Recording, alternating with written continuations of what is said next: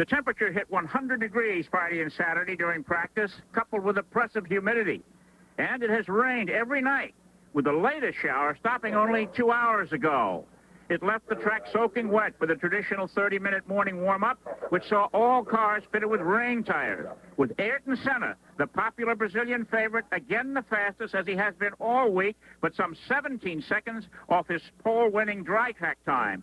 David Hobbs, what about the effects of weather on today's Brazilian Grand Prix? Well, it will be affecting all the teams greatly. Of course, their morning warm-up this morning was in the dry, so they did allow them to have about 3 or 4 laps just now before the start, which is not traditional at all, so they could reset their cars for this dry grid. Okay, here's how they're going to face the green flag. Ayrton Senna, the Brazilian favorite in car 12, on the pole. You can see the time there, a minute 28, 96 100 seconds. Nigel Mansell will start second in car number 5 in the Williams Judd, while in third position will be former world driving champion Alain Prost in car number 11, the Marlboro McLaren. Lining up fourth will be the Ferrari driver from Austria, Gerhard Berger, in car 28. And in fifth starting position will be Brazil's new world driving champion, for whom this track has been renamed, Nelson Piquet, in his Camel Lotus Honda. Sixth in the starting order will be Michele Alboreto of Italy in car 27 of Ferrari. A lot of Ferrari fans here in Brazil today. And Terry Boutsen of Belgium in car number 20 of Benetton Ford, who's really been doing well in the early rounds of practice. Ricardo Patrese in car number 6, Williams Judd car. It lines up in 8th place. And Ivan Capelli, the youngest driver in the field from Italy in the Leighton House March, number 16, is in 9th position. Japanese driver Satoru Nakajima in car number 2 is lining up 10th, the Camel Lotus Honda. In 11th position is Derek Warwick, a 33-year-old Briton in car 17. The USF&G Arrow is powered with the Megatron engine. 12th in the starting lineup is Alessandro Nannini, an Italian who has moved into the Benetton Ford team here in car number 19 and has also done extremely well in the early rounds. A rookie driving in his very first Grand Prix race is next, a former landlord for Ayrton Senna, Mauricio Gugelmin in car number 15, a Leighton House March. In 14th starting position will be Andrea de Cesaris in car 22, the Real Ford.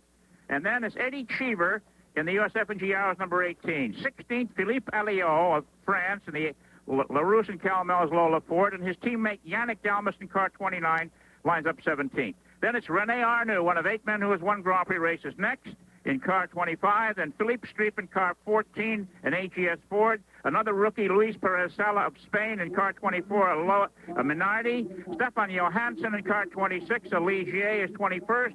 Jonathan Palmer of England in a Tyrrell car 3. Adrian Campos of Spain in car 23, and then Stefano Modena, another Spaniard, in car 33. And in the last row will be Gabriel Tarquini in car 31 on a Coloni Ford, and Oscar Larrari, another first-timer, he from Argentina, in car number 32.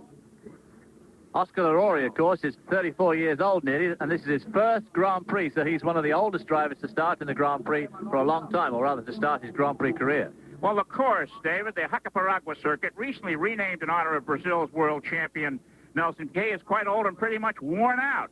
It measures 1.26 miles to the lap and has 10 turns. The most interesting aspect is that the fans, all of whom are seated in the grandstand, can see the entire track. Unique among today's Grand Prix circuits. The surface is gritty and very abrasive, so much so that Goodyear has increased its weekend team allowance from the customary 10 sets of tires to 12. The cars are pulling out now on their formation lap. They'll go around slowly and be back in just a moment. Well, one of the things, of course, that's changed with all that tremendous rain last night and this morning, there'll be a lot of mud has been washed onto this circuit, which turns to sand now. It's dried out. This circuit is already pretty gritty and is very, very hard on tires, particularly the right front, because unlike most Grand Prix circuits, this is a left-hand circuit. The drivers find that a little bit disconcerting. Their neck muscles are used to going right all the time, and now they're going left. And it's very tough on the right front tire. There's a couple of slightly banked corners. Turn 2 and turn 5 have a little bit of bank, but they're all very, very long, tiring corners. And I noticed that some of the drivers are even doing what the IndyCar drivers do, and that is they're having neck straps.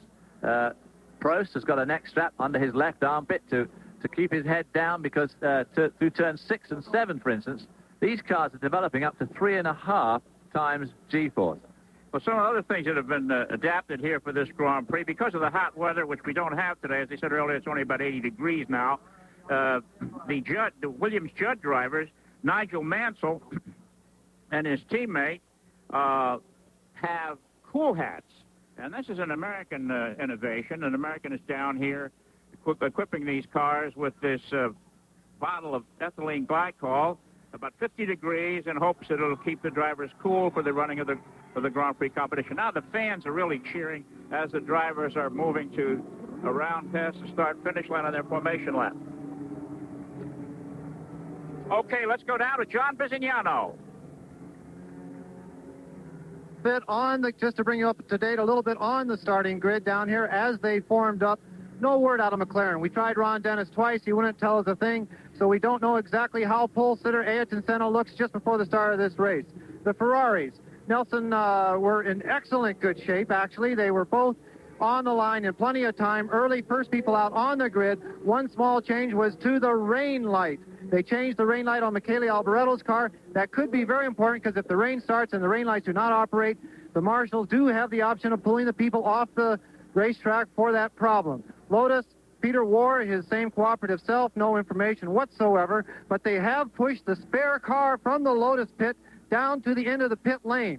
Now that means if there is a problem, we think it's too late for a driver change on that, but there had to be some mystery to that on the grid due to the fact that they pushed the spare car out so that Nelson Piquet could possibly get into that spare car. The Williams, they had a leak in the active suspension. That can be a problem because when there's a leak, the whole car falls down onto the track. But it is supposed to be fixed at this particular moment. Lee Gogg, you are with us, the manager of International Motorsports for Goodyear. Lee, every second you've been wondering exactly what the situation is going to be here tire-wise. How do we stand at this particular moment? Well, our main concern right now is whether it's going to rain. We practiced in the rain this morning. Very marginal. Wears out the rain tires in 15, 20 laps.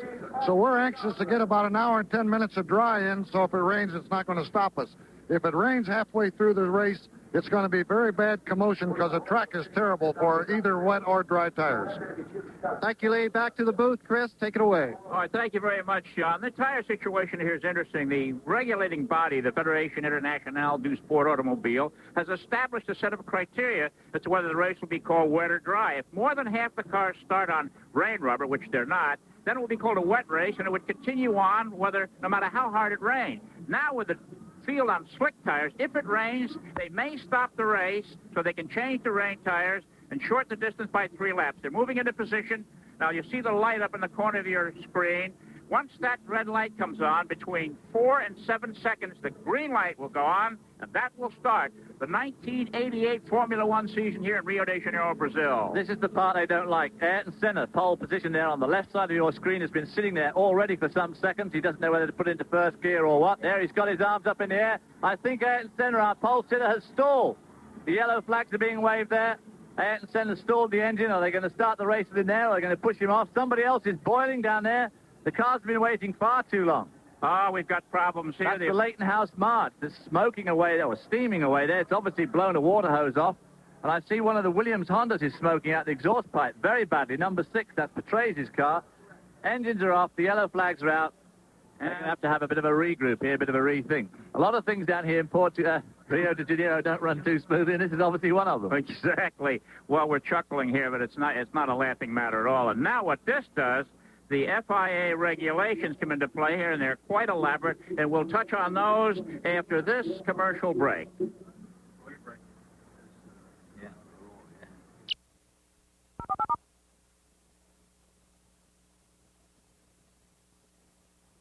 Exactly. One of the cars stalled on the track during the formation lap, which is why the officials did not bring the starting flag or turn the green light on. In the meantime, Senna, whom you're looking at now, Ayrton Senna, the McLaren mechanics are working on the gear linkage of his car. David, you had it right. He couldn't get his car in gear, and this was a blessing for Senna, actually, if you can believe that. Well, it was obviously a bit of a blessing for Senna. It was also a blessing, too, for Larori, whose car was being pushed. Unfortunately, it was not a blessing for poor old Yvonne Capelli, who's done so well in practice and qualifying here in the Leighton House March Judd.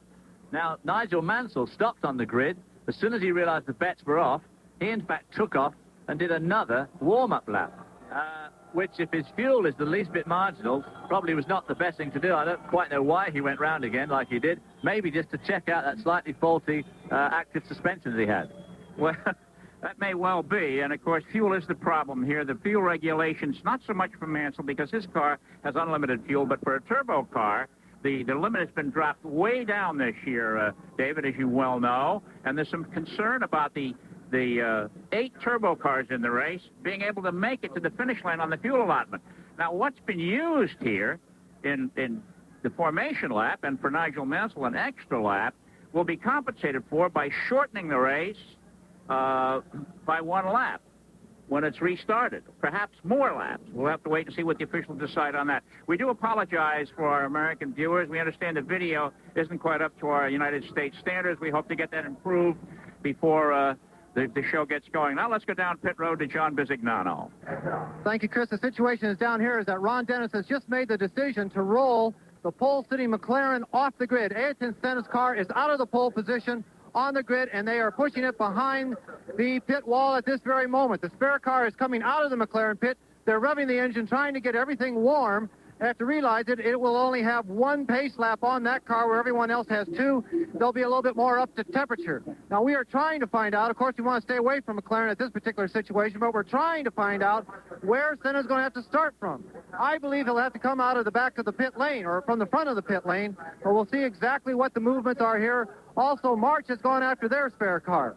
So we'll keep an eye on the pits and keep you informed. Back to you, Chris. All right, John. One of the things that's different in international Formula One racing than United States racing is where in the United States the car qualifies, and in Formula One racing the driver qualifies, and you can substitute cars, which is being done now in 2 and possibly 3 instances. There's all sorts of mechanical work being taken place on the grid there. There's Austrian Gerhard Berger and his Ferrari. We see they're lowering his car down. So, and the 3-minute sign was given a few moments ago. There you can see him cooling off the radiator. I've seen 2 or 3 sets of tires being wheeled out. I don't know who would want to change tires at this stage of the race. There's a fight developing on the grid, which is also rather interesting, between some officials and somebody else who looks like an official, but obviously is not. The Leighton House Judd has been pushed away, and I don't know whether they're going to try and replace that with a spare car or not. This is a great start to the 1988 Formula One season. Meanwhile, of course, the clouds over to our right are continuing to threaten, and this, of course, delay is the sort of thing that could bring rain on as we wait. Hopefully it will not rain, but it certainly looks very threatening over to the south and west. Again, we apologize for the quality of the video we're seeing. The formation lap is starting up. We'll be back for the start of the Brazilian Grand Prix after this. The latest report down from the pit lane is that Ayrton Senna will have to start from the end of the pit. Right behind him is Ivan Capelli in the March, also a spare car, and Larry in the Brune team, the gentleman from Argentina. We have 3 cars for the first Grand Prix that will be making the first Grand Prix start of 1988 from the pit lane. Now remember, they try and set up these spare cars as well as possible to fit the actual driver who is number 1 in the team. McLaren, they say there is no number 1, but the car was set up for Prost. He was the last man in that spare car. Senna is driving a strange vehicle. He's never done a lap in this particular car. Okay, the cars are completing their second pre-starting lap, and a little bit about the McLaren cars. They're brand new. They're the only all-new turbocharged chassis we're seeing in Formula One racing this year. The turbocharged engine is being phased out at the end of the season, and the McLarens and the Lotuses have a brand new V6 Honda engine that is quite potent and looking like it's going to be a tough engine to beat during the course of the 1988 Formula One season. Once again, we apologize for the quality of our video in the United States and hope to improve that as time goes on. Well, Senna certainly proved that the Honda engine had got the power again this weekend. He was quickest in every practice session, including this morning's warm-up when it was raining quite heavily. However, of course, starting from the back or near the back, as he's going to have to do, might put a lot of load on. No? Now, he's starting in the pit lane, of course. He has to start after everybody else has gone. So it's going to put quite an extra load on there. Somebody else being dragged off the track. That's the second fight, and the race hasn't even started yet. They're doing extremely well down here. The cars, again, forming up. As you see, the cars at the back of the grid are unfortunate here in Rio because they have to start off on a bit of a curve. That's right, David. I can't believe that. Now they're closing up. There's supposed to be 8 meters between the cars, and it looks like they're jockeying for position back there. I must say that the Latin blood here is quite fine, but the officials have done a great job in getting this show back on the road. They got it on the road very quickly indeed. But I expect these drivers now are really ready to get this race underway. This is the first race. It's a long time since they raced. The red light's on. 5 seconds to go. There we go, and the race is underway. Let's see who pulls out first. Nigel Mansell makes the move in the normally aspirated car, but... Alain Prost. And the car has stalled on the grid. Alain Prost takes the lead, though. That's right. Prost, Mansell. Berger, is that behind him? Nakajima. Piquet in there, the Camel Lotus car. So Alain Prost, a four-time winner of the Brazilian Grand Prix, is out in front in the brand-new Marlboro McLaren as the battle between the turbocharged cars and the free-breathing, normally aspirated cars begins on the 1988 Formula One season here in Rio de Janeiro. We saw some tremendously fast lap times from the normally aspirated cars during practice and qualifying, but of course when it comes to racing, the one thing they haven't got is the straight line speed, and of course that's where all the passing takes on, going onto these long straights. There, the sparks showering off these cars. They're all full of fuel. They're heaviest, and they're dragging the bottoms of the cars along this track. As the fuel burns off and the cars get lighter, we'll see the sparks become less and less prominent. But Prost, who really has got this track figured out. And the second turbo car, Berger, has displaced Mansell. At the end of that long straight, the turbocharged Ferrari just managed to power past and leaving this man, Alain Prost, with a pretty healthy lead at the end of the first lap. Well, there we see our close boys coming off around the corners here. The gear shifts per lap, David, what are we talking about? Well, round about 23, 22 gear shifts per lap. The turbo cars making about 23, 24 in some cases, just a little bit more. You can see the tire marks where they spun the rubber there at the start, getting off the grid there, and none of them are in a straight line. That start looked pretty hairy to me, as usual. Everybody's swapping and jostling as they left the grid. Always a moment of tension in Grand Prix driving when they make those incredible standing starts. There you see it again. Standing start, repeated view of it from the air. And you can see those cars swapping places there. Somebody going very slowly on the right there. I'm surprised, David, that they're not opening up more. They're quite close together, which is unique. Maybe they've got this equivalency formula worked out pretty well. In the States, equivalency formulae have never worked. You could never get one type of engine to deliver the same power as another type. But here they seem to be quite close. Well, especially if this is really an interim equivalency formula as well, because next year there will be no turbocharged cars at all. Okay, we'll be back for more of the Brazilian Grand Prix after this message.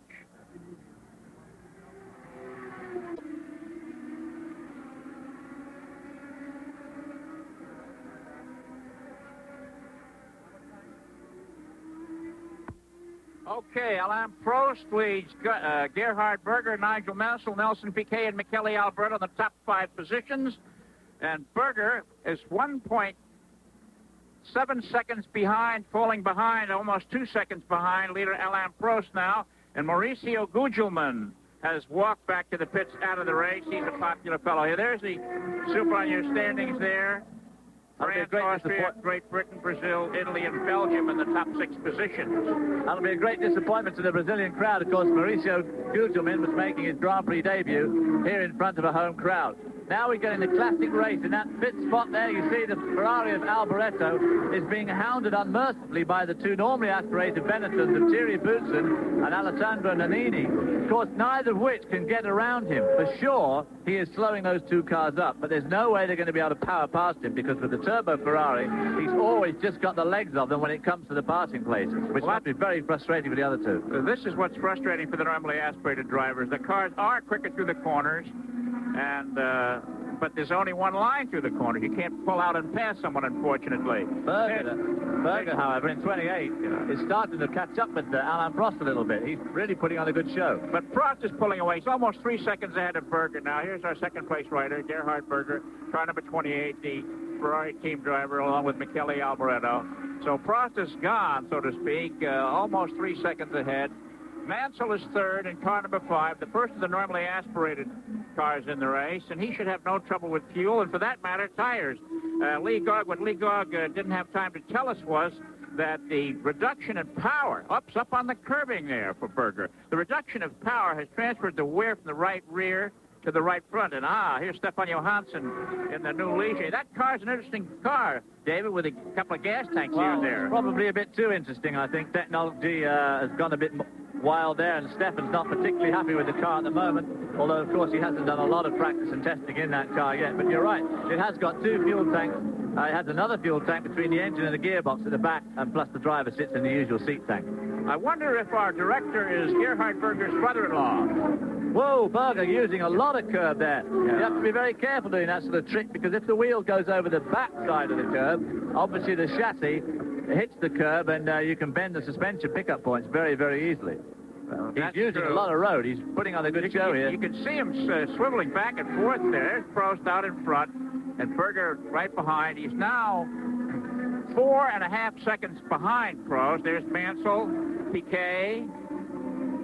Mansell lying in a position that, as this race progresses, he could easily move up into that lead group, because if the turbo cars use up too much of their fuel, they have to turn the boost down a little bit. These normally aspirated cars, like the two Benettons you see there, or Nigel Mansell, will be sitting in a very, very hot position. There you see how the normally aspirated Benettons are really struggling to get past Alboreto, who is undoubtedly balking them through these twisty bits. Right. The original race distance was 61 laps. Now, that will be shortened. We haven't heard from the officials yet by how much. Certainly 1 lap, perhaps more. But they did do 2 warm-up laps, so that will have used up some of their fuel. Obviously not as much as a race lap. It's interesting here that the Berger's giving that prize such a hard ride in second place. I'm sure he's going to have to make more than 1 stop for tires. Well, that's the problem. If you overdrive here at this Nelson Piquet circuit in Rio, you really are asking for trouble with your tires. The tires have a hard enough time of it here anyway. But if you overdrive, particularly through this turn here, this is the long turn 6, I mean, you put a tremendous load on those outside tires.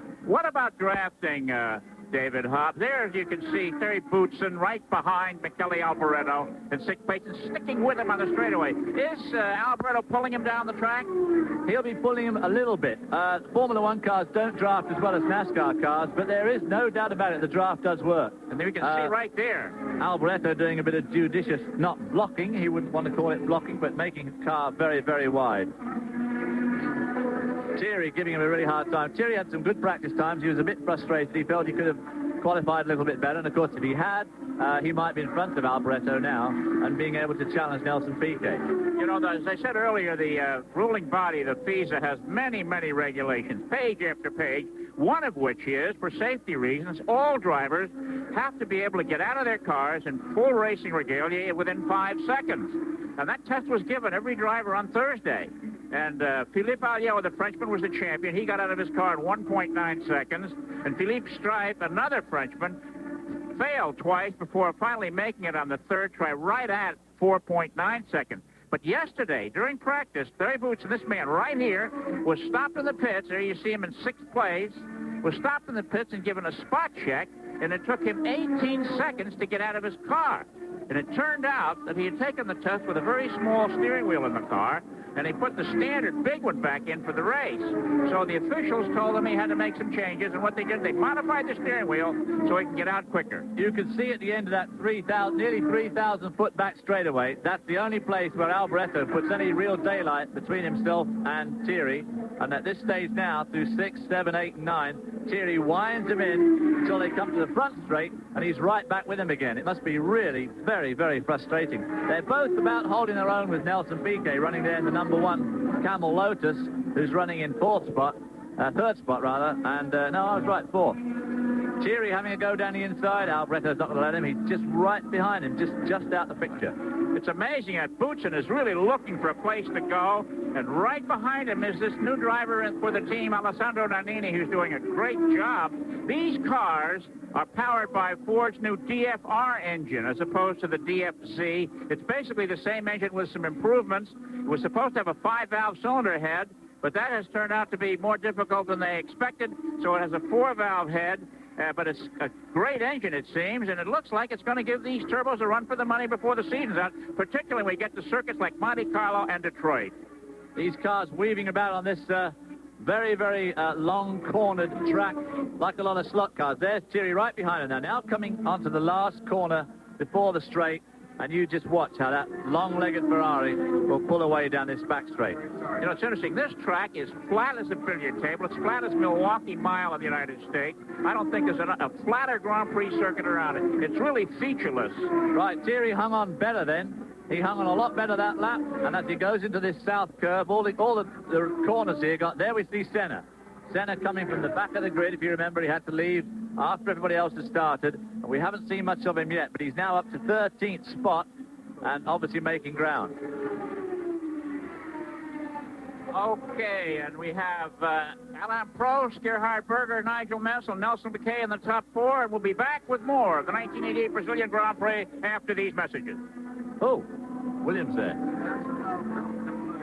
That's right there. Well, Alain Prost has built a 9.5-second lead over Gerhard Berger. Terry Boutsen has passed Michele Alboreto for 5th place. And Ricardo Patrese has coasted to the side of the road with trouble in his car, leaving the Williams Judd colors for Nigel Mansell. Now, this year, there are new rules to live by. The turbochargers go from 4 bar to 2.5 bar with a pop-off valve. What's a bar, David? Well, a bar is short for barometric pressure, and barometric pressure is about 14.5 pounds per square inch. So when these guys are running at 2.5 bar, for the IndyCar enthusiasts and teams, that'll be classed as like 75 inches of mercury, but in reality, it's about 33, 34 pounds per square inch of pressure, just about the same pressure as most street cars using the tires. All right, the turbo cars reduced their fuel allowance from 52 gallons to 40 gallons, a 25% reduction. And what does that mean, David? Well, that means that if they're allowed to run at this 33 pounds per square inch of boost, they may not, in theory, be able, in actual practicality, may not be able to run that much boost all the time because they'd use up too much fuel, so they might have to turn it down to get through. The normally aspirated cars, on the other hand, have got no fuel restrictions at all, and they're all carrying between 180 and 190 litres of fuel, back to the old 50-gallon mark. And another new rule, for safety's sake, is that any new engine must have a new chassis, and any new chassis must have the driver's foot box behind the front axle line. So what they've done, in a sense, is grandfathered in the old turbo cars and the old normally aspirated cars for that matter, but many of the new cars have their driver's feet behind the front axle. With the normally aspirated or free-breathing cars, there's no fuel allowance, so they can run as much fuel as they wish. How much do you think they went with compared to the turbo, David? Well, they're running, like I say, they're still running about 50 gallons. The turbo cars have made tremendous strides in the last few years at reducing their fuel consumption. There we see Ayrton Senna moving up. He's in 9th place. We may be in on one of these virtuoso drives that happen every so often in Grand Prix racing. There's Senna going by Satoru Nakajima for 8th place from the helicopter. And it's the crowd here ever loving it. Ayrton Senna da Silva, the new Brazilian star, heading for what hopefully will be a world championship this year. And let's go down to John Bizignano. A little update here in the pits, a little update for you, Chris. Ferrari was the first gentleman out of the Grand Prix in 1988 in the Vroom. He got in the spare car and it just wouldn't go the second time around. Bad luck for Ferrari. Stefan Johansson in the pits in with the Ligier for fresh tires only after what I call 4 laps. Campos in the Minardi came in with his whole rear wing bent down. It did not look like there had been an accident. It looked more like a structural failure. Modena in the Vroom, he came in for tires. Nannini in the Benetton came in for tires.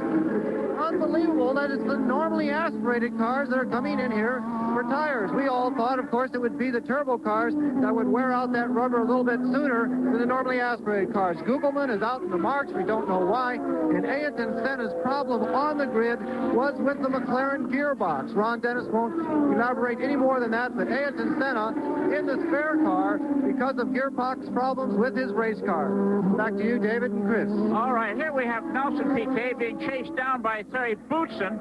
And here's a case of one of those normally aspirated cars giving the turbocharged car some pressure. There you can see on the long straight the turbo boosting along Piquet down the straightaway. But, well, Ayrton Senna may be driving as you say, a classic race in the back of the grid. But Terry Boutsen from about the middle or near the front of the grid is driving an absolute blinder today. He hassled and hassled with Alboreto, got round him and just drove off and left him for dead. And they were about 3 seconds behind Nelson Piquet, and he's wound that ride in, and it's now going to give Nelson Piquet a tremendously hard time until he'll almost certainly get by him. Well, on the 10th lap, Alain Prost has built a 12-second lead over Gerhard Berger and is continuing to pull away. Here we have Piquet laying out the side. Watch the driver's helmets. You can see the bumps transferring through to the drivers. They come off out of the main straightaway, or the pit straightaway. Now here's the place where Thierry's going to really make it. The pit straight is not terribly long as they go into this long sweeping right-hand at turn 1. A very fast but a very long corner. There we see Senna, I think, make up yet another place. That must put him into 7th now. I guess that was Derek Warwick he was disposing of there. Here we are, back to Boutsen and Piquet. Boutsen hanging on well to those fast infield corners. As you can see, all the corners here are pretty quick. There aren't any really slow ones. The slowest corner being onto the main straight, which obviously is very important to get right, because you'll then go onto a 3,000-foot straight, so you need to get onto it as quick as you possibly can. The DFR engine in that second car, the Benetton car, is a product of Ford by Cosworth, and Ford's racing manager, Michael Cronopus, is here to watch this engine debut in Formula One competition, and he's got to be smiling right now the way Terry Boutsen is giving this car a ride. Yeah, he's been smiling quite a bit this weekend. He was extremely happy yesterday afternoon in qualifying when they qualified. Well, Thierry qualified this car so well. Boutsen is now fifth, Piquet is fourth, Mansell is in there ahead of Piquet, we can't quite see him. And here they are, nose to tail. We've got close racing. You know, David, Formula One over the years hasn't been this close racing. Well, this is what the rules, of course, have been encouraged, have been changed to try and encourage this close racing, and hopefully to make it a little bit cheaper. And it seems to have achieved that, because we've got a lot more new teams in here than we've had for a long time. And this is the sort of racing they wanted to get with the new rules, and it looks like they're getting it.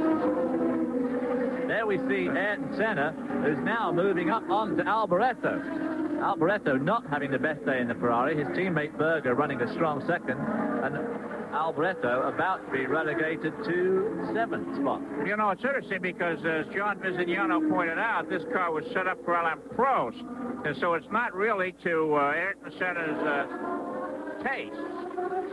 There they go down the track. Nelson Piquet, Terry Boutsen around the sign to the left and to the right and towards the finish line of the Brazilian Grand Prix. We'll be back for more of the Brazilian Grand Prix after this.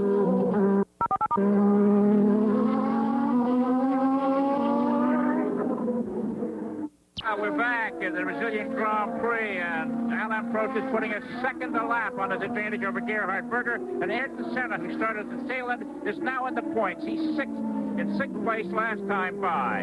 Please join Bob Lay and Dick Vitale live from Kansas City at 7:30 p.m. ET tomorrow, Monday the 4th, for our NCAA Final Four special.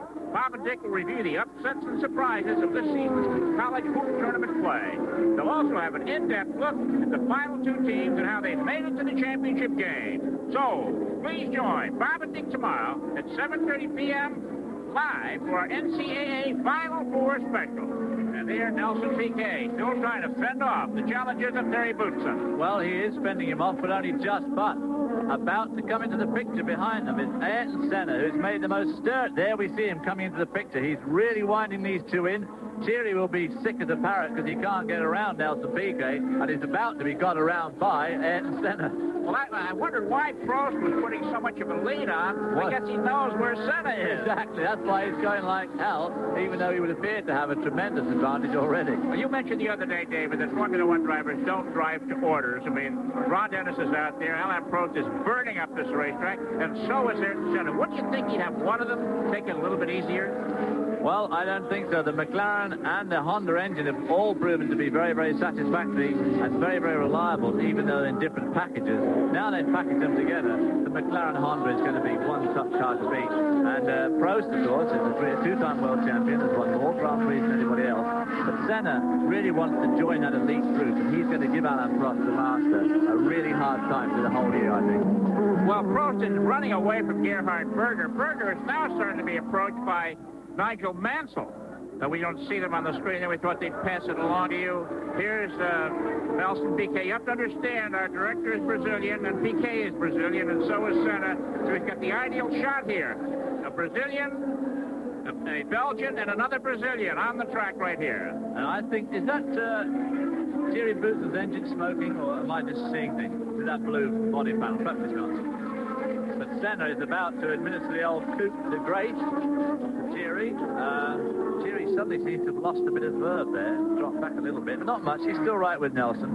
Of course, it'll give Ayrton Senna the greatest pleasure in the world when he passes Nelson Piquet, who's really his nemesis down here in Rio. Well, Well, there's been some difficulty between these two gentlemen here. There was a lot of stories in the papers a while ago where Piquet was believed to have charged that Senna wasn't quite the masculine man he should be.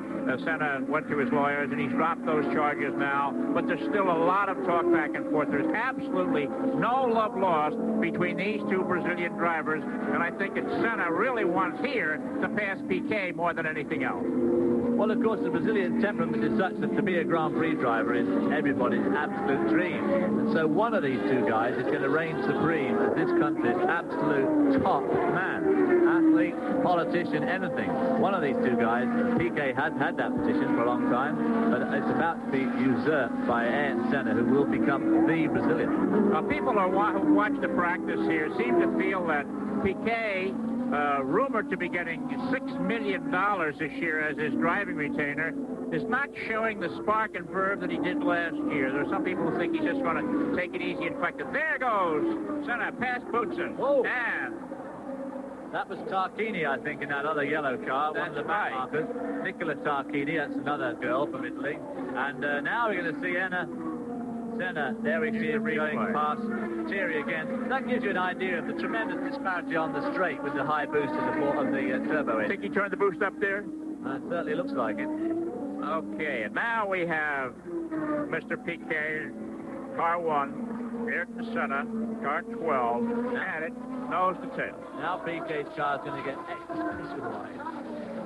If anything is going to wake up Nelson Piquet to the fact that the Grand Prix season has started, it's a look in his mirror to see Ayrton Senna right behind him. You'll say Ayrton Senna came out of the Camel Lotus to drive the McLaren-Honda, so he'll be thinking at this stage, as he winds in the team lead at Ball Camel, that he made the right choice. He may be moving up to the McLaren. Well, in the meantime, Alain Prost, as you can see, has put an 18.5-second lead on Gerhard Berger. And let's go down to the pits to John Visignano. Chris Kalinaka, we have the first Ferrari in the pits of 1988. It's Alboreto, a very quick pit stop. The Ferrari pit did not look like they were absolutely ready for that pit. It had to be a very quick decision for Alboreto to duck in here. We were looking for the turbocharged cars to come in around lap 15 and 17. Alboreto is the first pit stop of the major team. We'll look at the tires when they come off the car and give you... Williams is also setting up. Look at that situation. We'll call it from here. Chris. Okay, and Ayrton Senna has polished off his arch rival, Nelson Piquet. And that tire story is interesting because if they're really wearing out tires on this abrasive track that quickly, there's the replay. And again, Mr. Senna, I think, turned up the boost. I hope he's going to have enough fuel to be around for the checkered flag. Getting back to the tires, I think the cars that are making stops for tires now are going to have to make another one before the race is over. Well, I mean, they've only 17 laps gone out of a 60-odd lap race, a 61-lap race. So, yes, if they're going to change tires every 17 laps, you'll have to make another couple of stops. But if the car is not set up just quite right, or one of the tires isn't right, that could lead to a premature stop. It'll be interesting to see when Prost and Ayrton Senna and, of course, Thierry Boutsen and the normally aspirated and Nigel Mansell, the other normally aspirated car, when they have to spread out their stops. Well, it's too bad we don't have the information on who has turned the fastest lap of the race so far. It has to be one of the McLaren drivers, either Alain Prost or Ayrton Senna, cars 11 and 12. I would say that Senna, I don't know what the gap is between the lead and Senna. I think it's staying about the same, but of course, considering he had to start from the back, that means he must be going a bit quicker. Well, Senna's got 14 seconds to make up in order to catch Nigel Mansell. And that's a long interval. We won't see him contesting anybody for certainly a few laps. But Prost has been able to put more than a second a lap on Gerhard Berger. Here at lap 17, he has a 19 3/4 second lead over Berger. Well, Mansell's only a second and a half behind Berger. We haven't seen much of Nigel Mansell, which is a bit of a disappointment because as the normally aspirated leader at the moment, he's obviously driving a tremendous race, only being 1 second behind Gerhard Berger, who's obviously also doing a very good race in the turbocharged Ferrari. We're seeing on the Super now the 35.1 second interval between the leader, Alain Prost, and Ayrton Senna in 5th place. it'll be interesting to see what that lead does. He's going to have his work cut out in the remaining 40 laps or less to actually pass the leader. There's Nigel Mansell coming into the pits for his first tyre stop. Okay, let's go down to John Bisignano. We are directly across from the Williams machine, changing all 4 tires very quickly. Little trouble on that right front. The hands are up. Mansell wants to go. He killed it. I can't believe it. Nigel Mansell killed the engine. The whole car has dropped down on to the pavement. They're spraying the radiators, trying to keep it cool. Smoke pouring out of the brakes. What happens on this car when the engine stops? The suspension lets down. It's an active suspension. It must have the engine going. Mansell going crazy now, trying to get the mechanics going. He's moving his head back and forth. They're trying to turn it over. Smoke pouring out of the brakes. 40 seconds, 43 seconds. They're going back into the garage. We have serious problems here with Nigel Mansell. He's moving his hand saying, get this sucker started, folks. And nothing's happening. Engine cover off. Nigel Mansell going into the 1 minute bracket, 59 seconds, going into the 1 minute bracket now. Things have slowed down a bit, trying to keep the whole thing cool. They're spraying air and water into the radiators. Chris, it's a sad situation. We'll find out what went wrong, but to me, unfortunately, Nigel put it back in gear and stalled it. Well, of course, he may have had a clutch problem. You can't always tell. Like Guerrero at the Indy 2 years back when he made a so-called stalled it coming out of the pits, whereas, of course, he didn't. The clutch wouldn't free. It may have been the same problem here. But these racing engines, when they get hot and they stop, they are, of course, the very devil to restart again, somewhat like the lawnmower on a hot afternoon. And, of course, the other thing that John was telling us about, the active suspension. It's really weird to watch those Williams. Never see the Ferrari. There's Berger come in. Okay, this puts Ayrton Senna in 3rd place. Second place. Puts him into 2nd place.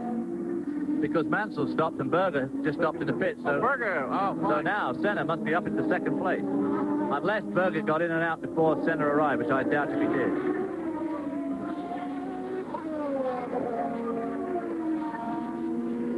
So the whole thing is really hotting up. Both Ferraris have been in. Nigel Mansell's been in, which was early, I think, for a normally aspirated car. All right. Senna is, in fact, still in 3rd place. Okay, as the Brazilian Grand Prix heats up, we'll take a quick break here, and we'll be back. And here is Nelson Piquet in the pits. Meantime, Ayrton Senna has moved to within 30 seconds of Alain Prost on the track. How about that, Dave? Well, Senna must be driving his little Brazilian heart out, because although there's been those pit stops of Berger and Mansell, which elevated him to 2nd spot rather quickly, the gap has come down 5 seconds in just 3 laps. So he's really, really driving hard. Obviously, very critical is going to be his and Prost's pit stops of their own. There it is on the screen, 30.379 seconds, and the Brazilians are having a tailor-made race for their event. And there's number 12, Ayrton Senna, and the Marlboro McLaren. Number 11 is Alain Prost out in front. And Senna's weaving to the left and to the right, an absolutely beautiful form on this 1.26-mile track. About the only three front runners that have yet to stop are the 2 McLarens of Prost and Senna, and Thierry Boutsen. Thierry Boutsen has yet to stop in the normally aspirated Benetton, also putting in a sterling drive, and he is now in 3rd spot because of the fact that he hasn't stopped. Unfortunately, Mansell came in and stalled the car, or something went wrong with the engine, but he certainly seemed to be coming in rather early to me anyway for his tyre stop with a normally aspirated car, so it may have been that he came in with an engine problem anyway. You know, David, since 1982, only Alain Prost and Nelson Piquet have won here. It's amazing. This track is owned by these 2 drivers, but the way Ayrton Senna's going, we may see a new name in victory lane today. Well, of course, the track, too, over its 15 races, has been won, 9 times by South American drivers, I think, and Prost has picked up another 4 of those wins, so there's not many races left for other people to win. Well, and now apparently Alain Prost has gotten the word. He's opened up a little bit of an advantage. There's 31.224 seconds. Berger's 3rd, Terry Boutsen 4th, Derek Warwick, and the Megatron is 5th. Now we're going to have another interesting situation here. We've got Berger, who was running very, very strongly in the turbocharged Ferrari, has got new tyres. With the new tyres, these cars always go a lot better. And right behind him, a second behind him, is Thierry Boutsen in the normally aspirated Benetton on tyres that have now done 21 laps. So his tyres are getting near the end of their line. If he can hold on to Berger at this stage with the tyre situation that they are, that's going to give Boutsen a lot of confidence for this year as it progresses. Well, all Boutsen has to do is get another 10 laps in. He'll make a stop, and then he's limited to one pit stop for the race. Berger obviously will have to stop again. Exactly, yeah. So there we see Berger catching up with, that's 26. I think that's Stefan Johansson in his Ligier drive, which he's not terribly happy with at the moment, but I'm sure that as the year progresses, they'll get a lot of their problems out of the way. Berger, of course, you remember, won the Australian Grand Prix last year from Adelaide, and of course the Japanese Grand Prix in absolutely tremendous style, and is obviously putting in a tremendous drive today. Well, we have turbocharged cars in the top 3 positions, and then we have Thierry Boutsen running 4th now in the normally aspirated Benetton car. Turbocharged cars 5th, and the Derek Warwick at the wheel, car 17 the out, and Andrea De Cesaris is 6th in a normally aspirated car. Let's see how the rest of the top 10 shape up. The turbocharged car, Satoru Nakajima. Then we have Piquet is an 8th now, and crossing line 9th is Michele Alboreto. That's a turbo. And coming across the start-finish line in 10th position. Prost is putting it on now. It's Eddie Cheever, another turbocharged car. So Prost has decided he'd rather win this race 5 times and let the South American driver win it for the 9th time, whatever it is, 10th time. Prost, of course, the absolute consummate racing driver of the 80s. Done an incredible job, won more Grand Prix now than any other driver, 28 to his credit. And he'd obviously like to make 30 this year. Only 2 normally aspirated cars now in the top 10, the Boutsen and the De Cesaris. It looks like the turbos are staying to the fore here, but of course it's a long way from the finish. Well, of course, just at this stage of the year, it just so happens that the best cars are also the turbocharged ones, the 2 Camel Lotuses, the 2 McLarens, of course the 2 Ferraris, which are really the class of the field anyway. When they change to normally aspirated engines, I would still expect to see them in the top, right in the hunt.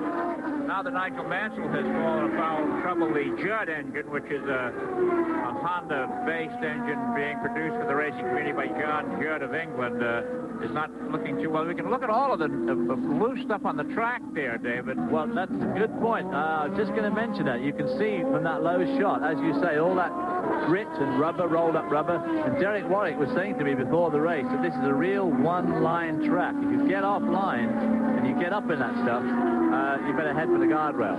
You're going to spin out on it. Oh, and look here, we have Satoru Nakajima coming back in the pits. Let's go down to John Bisinano. We do have the Japanese drivers, Nakajima in the pits. It looks like a routine stop. Everyone's saying they're ready. They cannot get the jack out from underneath the front of the car. Nakajima is on his way. We had Piquet in on a 7-second stop. Arnoux is in for the first time. Berger had an 8-second stop in the Ferrari.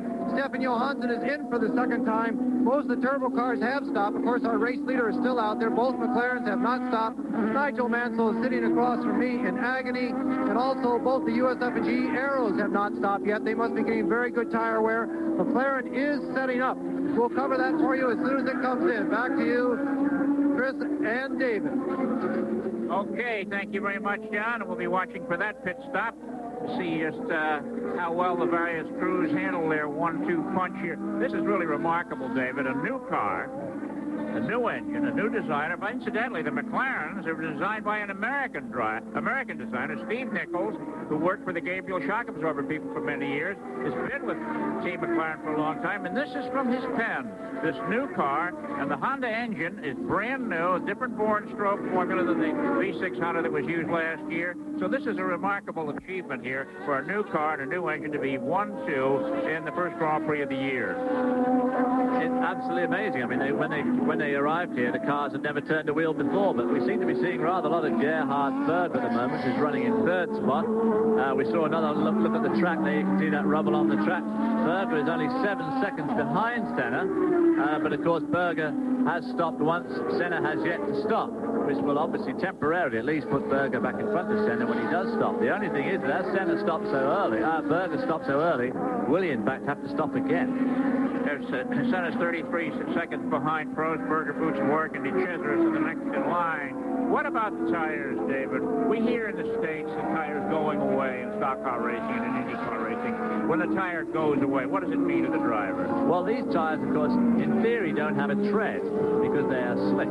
But there is, that rubber on the top is very thin, and it is a tread.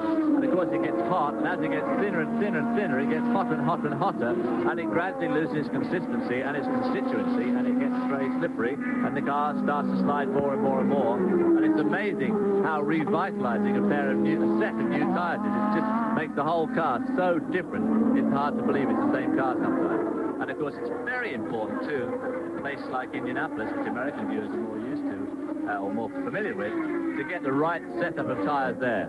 Incredibly important. There, and you can see, of course, a lot of that tire is all lying at the side of the road now. Exactly. You can see the grit and grime on the side of the road there. But, David, another thing we hear in the States is a lot of talk about stagger, how important it is and how tough it is when you don't have it right. We never hear that term used in Formula One racing. Well, mostly Formula One races are pretty much of a combination of equal of left and right turns, and so you don't really need stagger. You only need stagger when the track is a one-way track. Now, it just so happens that here we've got 3 very long left-hand corners, and I wouldn't be at all surprised if some of the guys are using stagger. And into the pits comes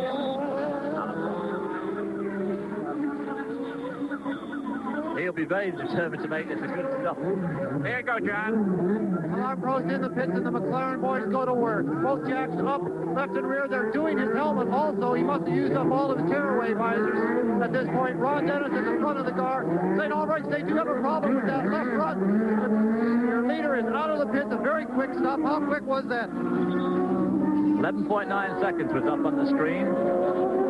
About a 12-second stop. When the slow down and speed up is going to let Senna get very, very close. You saw him wiping Alain Prost's helmet there. The heat is tremendous here for the driver, even though it's only 80 degrees. There's a high level of humidity that prevails here in Rio de Janeiro. And speaking about the heat, the brake temperatures on these cars have proven excessive. And as a consequence of new temperature-sensitive paint is being used as indicators on the front edge of on the narrow side of the brake disc. 3 different colors. The first color, the paint changes at 2,000 degrees. The second color paint at 2,300 degrees. And the third color paint at 2,500 degrees. So after the car is out for practice and comes in, they can tell by looking at the paint just how hot those brake ducts are. And if they get to be real hot, then they can increase the brake duct size, and that's a problem with the ducts. The FIA says they can only be so big. We'll be back with more of the Brazilian Grand Prix after this. Okay, and Ayrton Senna has been in the pits and had tough luck, stalled the engine. He was in for 32 seconds.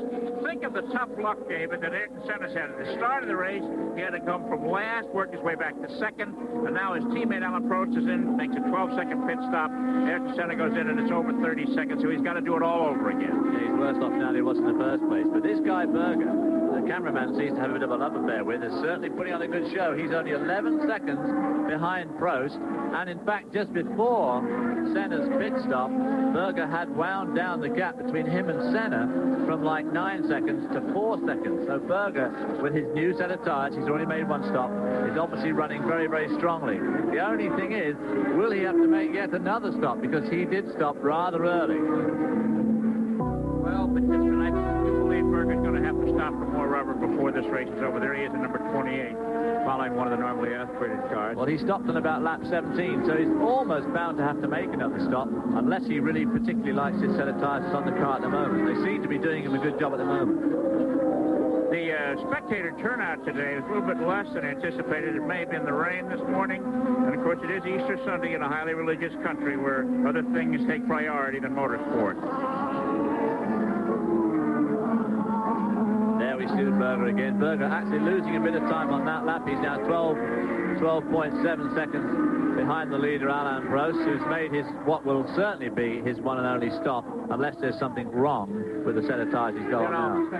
Ayrton Senna is now back in 6th position. He's lost 2 seconds behind Boutsen, and if he catches Boutsen, when the statistics of this race are analyzed, it may be that Ayrton Senna will have passed more cars than there are in the race. He certainly will have done it. He'll have passed them all, at least one, probably twice. Okay, let's talk to John Visignano once more. Thank you, Chris. Just a little bit of an update down here. Jonathan Palmer and the Tyrrell came in for a routine stop, no problems whatsoever. Senna, when he came in, he did not stall the car in trying to get it out. The engine just sort of fluttered dead as soon as he came into the pit stop. And as you say, that was a lengthy stop and has put him back in a bad position. When Arnoux came in, he was very slow. We'll try and find out exactly what was wrong there. De Cesaris came in, weaving all the way up and down the pit lane. That's not unusual for De Cesaris, but it looked a little bit worse than normal. Cheever was in and out. Now Mansell and Patrese, both of the Williams cars are finished here in this Brazilian Grand Prix. The only thing we could get out of a very cooperative Frank Williams was simply that it was an engine problem. So the new Judd engines for the Williams team have let them down a bit here in Rio. I still say that the engine of Mansell would have been okay if the RPMs would have been up or in the right gear, or the clutch would have been all right too, but they could not restart these very, very hot engines. Back to you, Chris. Ayrton Senna has been given a black flag by a pit side attendant there, and I can't imagine why. Well, I can't, unless it was some sort of infraction, pit infraction, when he made his stop. Maybe he didn't take any notice of the flag marshal at the end of pit lane. Otherwise, I can't imagine what they're calling him for. The black flag, for those that don't know, is shown to a driver with his number, and it means come in number 12, your time is up. Can't come in for consultation, right? A lot of people mistakenly think it means disqualification. It could, but it means come in for consultation. They want to talk to Ayrton Senna about something. Well, usually it used to be that it was given if they saw something wrong with your car. It wasn't so much a consultation. They wanted to say, excuse me, your rear bodywork's coming off. Losing oil or something. But it looks all right at the moment. There we see Terence Boutsen rushing down the end of the straight. His car looks okay from here, doesn't it? Now look at the track surface, how much of the rubber and asphalt has been gathered up and is spilling around the edges of the raceway. Quite a bit. And that, of course, makes overtaking very difficult, because as you arrive at a corner and you're tempted to maybe have a go around the outside of somebody or even on the inside, if you get too far offline and get into that stuff, it's incredibly slippery. All right, let's go back down to the pits of John Visignano. Thank you, Chris. We have Crichton Brown, one of the team managers at McLaren. Crichton, Ayrton Senna, a very rough day for the team and for Ayrton. What was the black flag for? John, apparently Ayrton had to change his car after the green flag had been shown, which is fair enough, correct. But why in heaven's name they have to wait till halfway through the race to black flag, I really do not know. I think it's totally unfair. Well, I mean that. Okay, we accept maybe if she infringed the regulations by changing the car too late, fair enough, but don't wait until halfway through the race to tell us. Crichton, let me ask you now, is that something that another team manager has to protest, or does it come straight from the officials? It's the kind of thing that should come straight from the officials. So do you know if it was the officials or other team managers coming down on you here? For the moment, I don't know. I haven't heard. I would have suspected it's probably just the officials, but they've taken a long time to make up their minds. Well, your man is still leading out there, Crichton. Thank you. The problem with that is that the green flag had fallen once. The first start, that green light, that's considered to be a start. And they say that you cannot grab the car out of the pit lane, to start the race a second time. Anyway, I'm sure there'll be an awful lot of discussion on it. Right now, the jury is still out relative to the McLaren pit. Well, that's a big book of FIA regulations, and I don't think anyone knows all of them. And they've found the small type here to impose a penalty on Ayrton Senna, but he's asking for trouble now. Forget what he did before. He's ignoring the black flag now. And well, yeah, he's coming in now as it happens. But the problem with these officials is where it really becomes almost unbearable for a team and a driver is the fact that they should never have let him out there in the first place. I mean, they should know the rules and regulations. They can't wait till he's entertained the crowd for an hour, used up about $45,000 worth of car parts, people and equipment, and then pull him in. I mean, they've had their money's worth out of him. They should have just not let him out in the first place. Well, that's exactly the case. They're explaining now to the situation to him. He's getting out of the car, and it all seems a bit down. He had never taken the green flag anyway. I don't know. The red light is the starting command here for the race. Gentlemen, the thing is, exactly as you say, David, the green flag never came on.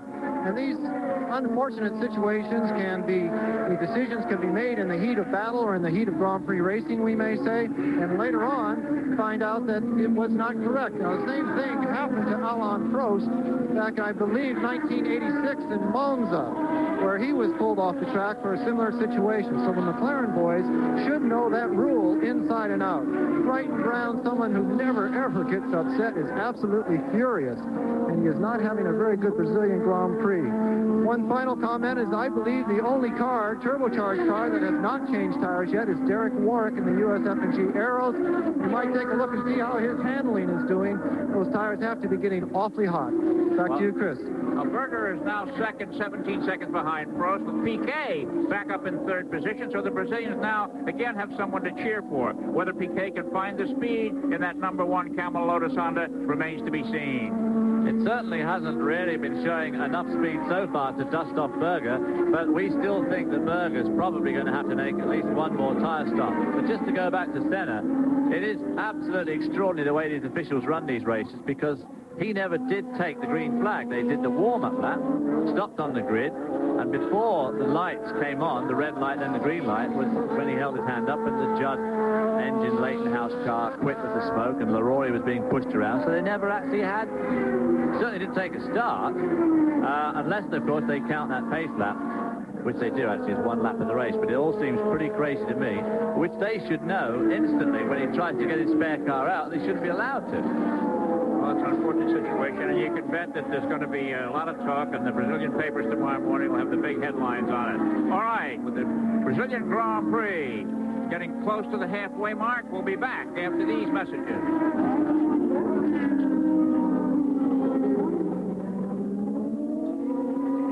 Fine finish. Recall Nelson Piquet had a horrific accident during qualifying, and his former teammate Nigel Mansell went on to win. So, join us May 1st at 5:30 p.m. Eastern Daylight Time for the San Marino Grand Prix. There we see Nelson Piquet in the Camel Lotus. He's running in third spot. He's a fairly long way behind the leader. He's certainly not going to win this race unless fortunes change dramatically. Just a few minutes ago, we saw a shot of Ayrton Senna looking, I thought, unbelievably unruffled in his pits. That he was obviously discussing the engine performance of his Honda engine car to one of the Japanese engineers from Honda, of which are number here, quite hundreds of them, it seems. But he looked, I thought, unbelievably unruffled considering what's happened to him today. Well, he did get a chance to strut his stuff in his new car before his hometown fans. And now our Brazilian director has found a Brazilian to focus on here. I must say, if I was Ayrton at this stage, rather than talking rationally to people, I'd be kicking dogs and people and benches and things. Tell me about your tempers, how they get in one of these racing cars, David. Well, seeing how to drive the racing circuit named after the man in this car, Nelson Piquet. Of course, Nelson Piquet is the current world champion and obviously will remain world champion until the end of the 88 season. He's making a pretty strong stipend this year, if one is to believe what one hears, somewhere around about $6 million mark. And a lot of people are already saying that he is determined to just take the money this year and run, but not run quite fast enough to win many races. And his qualifying and race performance, or his qualifying performance this weekend, was not electrifying. On the other hand, it's a newer Honda engine in this Camel car, so it may be that there's some problems to be sorted out yet. I'm sure he will go well as the season goes on. Well, there were 8 turbocharged cars in the starting field and 16 non-turbos, normally aspirated, as we say in racing. And the positions show only Terry Boutsen in car number 20 lying in 4th place among the leaders, with 7 cars in the lead lap now. The weather, incidentally, has held up beautifully here. It's about 80 degrees, which is almost chilly by Brazilian standards, and it makes it good for the cars, I should think, David. Certainly a lot better than Friday and Saturday when it was unbelievably hot. Friday in particular was incredibly hot and dry, and this is much better racing temperature, but obviously the rain this morning, I think, frightened off a lot of people. There you can see on the track, excuse me for interrupting, all of that rubber scrubbed off the tires. I mean, this is really an abrasive racetrack. It is very abrasive. It's very hard on rubber, and although the normally aspirated guys are pretty happy now because Goodyear supply all the cars, and as the turbo pressure has gone down in the turbo cars, they don't need to have quite such a hard compound, and it suits the normally aspirated cars better than the compound they had last year, apparently. It was explained before the race that the reduction in horsepower has transferred the wear from the right rear tire to the right front, and that's sort of hard to understand, David. Well, it's just that they don't obviously spin the wheels quite so much because they don't have the power to do that now. And most of these cars do push a bit, understeer, as they say in road racing. Push is the expression they use in oval racing. And that tends to throw the load, especially at this circuit, right onto that right front tire, which is really holding the car up most of the way around this track. It's a problem they have at places like Indianapolis, Michigan. They have a lot of right front tire wear there too. Gerhard Berger, lying second, is starting to fall back a little bit. He was 17 seconds behind Alain Prost, whom we haven't seen for 20 minutes. And now he's 22 seconds behind the leader, Alain Prost. And, of course, I still think that Berger's going to have to make another tire stop. I may be wrong, but I wouldn't be surprised at all if he does, because he did stop very early on. And here we have, they must have heard me, David. Here's our leader, Alain Prost, in car number 11, the Marlboro McLaren car. And heading pitward now is Alboreto. Michele Alboreto in car number 27. John Bisignano, it's all yours. Thank you, Chris. We're just across from the Ferrari pit. These boys have it down to a routine. They have been practicing all weekend long. Cars up. 4 tires off, 4 tires on. Jacks come down. Michele Alboreto is out of here. Of course, Michele Alboreto is the favorite son of Mr. Ferrari, who has celebrated his 90th birthday this year. Everyone is hoping that they will bring him many victories in that 90th year. Back to you, Chris. Well, thank you, John. You know, that was a great pit stop. So unlike the early Ferrari pit stops, we used to joke about calling them Chinese fire drills. That was a superbly professional pit stop. The last few years, well, the last 10 years or so, Ferrari has changed its image dramatically. And they certainly do always have really good tire stops these days. They always do a good job. As you say, it used to be a bit of a joke in the paddock, but no longer. All right, and there we have Alain Prost, the leader, skimming around this racetrack with an advantage of 22 seconds over Gerhard Berger. K-Line's third in car 1. Boutsen in the normally aspirated Benetton number 20, followed by Derek Warwick in 5th place in the USF&G Arrows number 17. And Alboreto, we'll have to check him now. He just was in the pits. He may have dropped behind Nakajima, who was 7th. And Nakajima, I think, took 6th when Alboreto was in the pits. The USF&G cars, now they have a slightly different problem to most of the turbo cars. They use the Megatron engine, which used to be the BMW 4-cylinder engine, has now changed hands completely. And then one of their problems was turbo lag. Now, as they've cut the boost down so much, you can afford to run a much smaller turbocharger because you don't need all that top-end boost. So you can run a smaller turbo, and the smaller the turbo, the quicker the throttle response. So although it's taken away from the ultimate horsepower, it has made, in fact, that 4-cylinder engine slightly more drivable. And they're hoping that they will reap some benefit of that as the season progresses. The way that Warwick's going here this afternoon, it looks like that may be the case. Also, their tyre wear for the turbo cars seems to be on the low side, because I believe that the Chiba has not stopped yet. Now, the pop-off valve that the turbo car use, you can liken it to the safety valve on a hot water heater in a home. When the pressure gets too much, it opens up and lets the pressure out. And pop-off valves in the past used to just sort of open a teeny bit, stutter a little bit, and let some of this power dribble out. But these new ones, of course, $5,000 a piece, that are made in France, just open and dump all the power. And the Arrows seem to be having more trouble with that unit than any of the other teams. Well, they're told by Fischer and a officials that they're going to have to change their engine characteristics so that it doesn't just dump the pressure.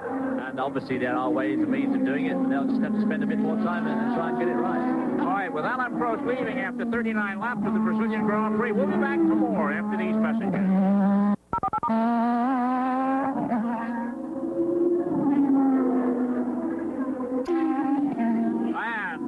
The fastest lap of the Brazilian Grand Prix was held a moment ago by Alain Prost on his third lap. I would have thought Senna would have had that honor. And Michele Alboreto just turned to 1:33.193 to gain fastest lap honors in his quest for success after coming out of the pits in new tires. Now for this tech report. USF&G Financial Services presents this ESPN Formula One technical report. USF&G, asset management tools for a brave new world.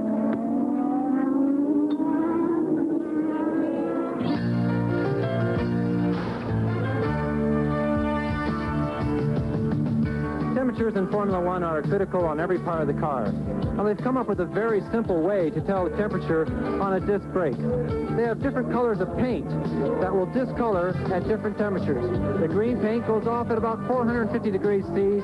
The red paint goes off at 600 degrees C. So when the car comes in, they know exactly how hot the range is on the brakes. Now, in a circuit where there's a lot of left-hand corners like here, one side of the car will actually be running hotter than the other. You can see on the right-hand side of the car, the green is totally gone. This brake is running quite hot, just above 450 degrees C. The left-hand side of the car, the green paint is still there. We're running cooler on the left than we do on the right. John Visignano, Nelson Piquet is there for you.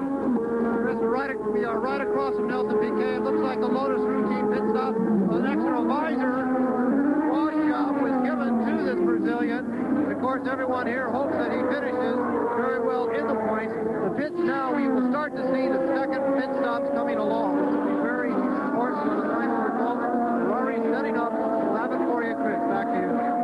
Well, I've never seen a pit stop in under 8 seconds where tires were changed. That was a tremendous pit stop, 7.8 seconds in and out, which is absolutely staggering. Mind you, he needed it. He was only 10 seconds in front of Thierry Boutsen, and now he's got new tires.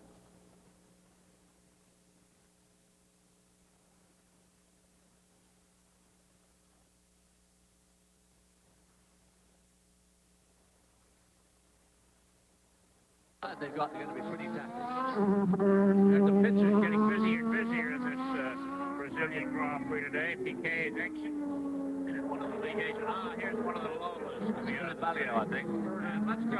Here you go, John Visignano. Gerhard Berger again. This is no Chinese fire drill. The Ferrari boys are very serious about this one. He's down. He's stalled a little bit, but he got the back wheel.